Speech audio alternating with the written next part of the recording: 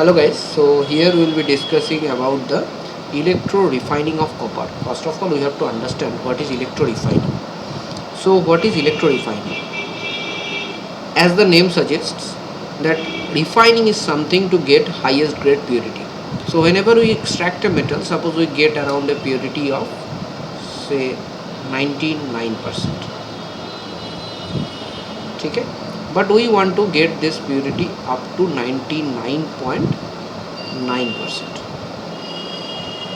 Okay, so if this is the requirement that I have to go from 99 to 99.9%, I have to go for electro refining. So here we will be discussing electro refining of copper.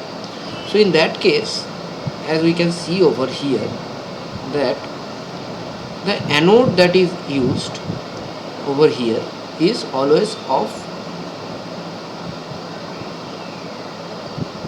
impure copper.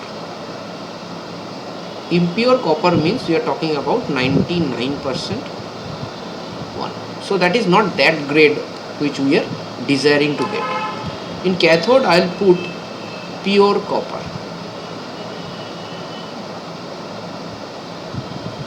Pure copper in cathode.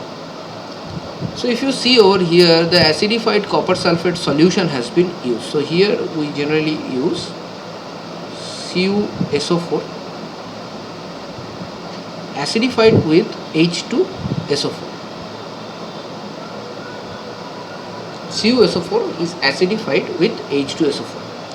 Now, why this acidification is done? Due to two reasons. So you have to write down the reasons here also. Number one reason is to prevent hydrolysis of CuSO4 solution. To prevent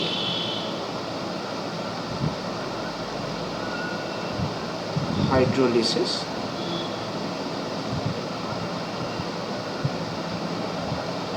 of CuSO4 solution. Number two reason is to increase conductivity of electrolyte.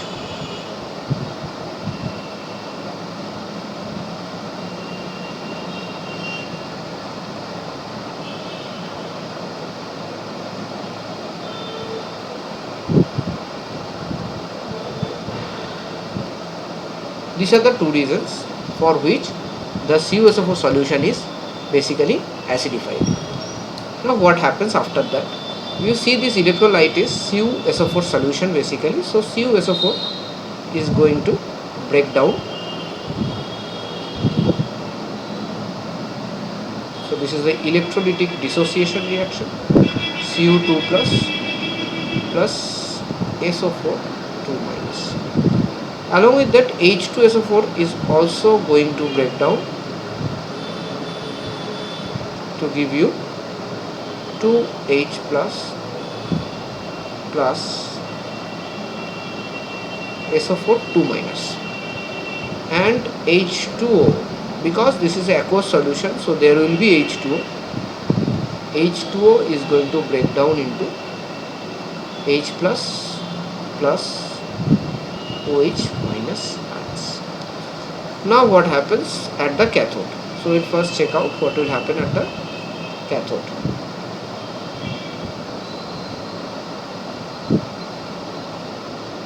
So first we will discuss about the cathode part. So in cathode the cations will go, and within that cation Cu2 plus is going to get discharged. So in cathode Cu2 plus goes and accepts 2 electrons from cathode, and that becomes Cu. So in cathode what happens? This is the cathode. So in cathode Cu gets deposited. Now what happens at the anode? As we already know, anode basically has impure copper. So there Cu loses 2 electrons to becomes Cu2 plus.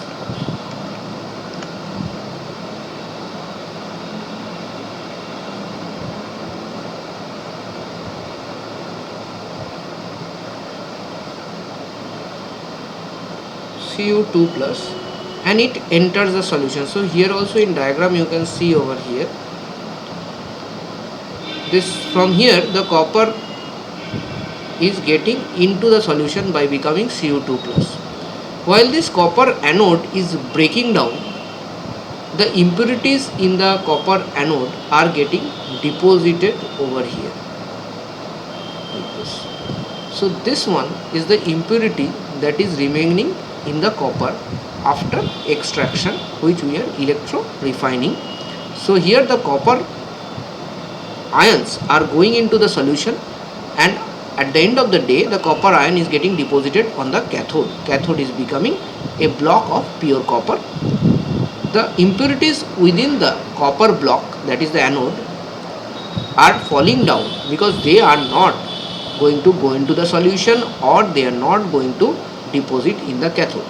So they are basically getting deposited in the bottom, and that is called anode mud. That is called anode mud. Sometimes it is also called, let's write down this, slime. Anode mud, sometimes this is also called slime.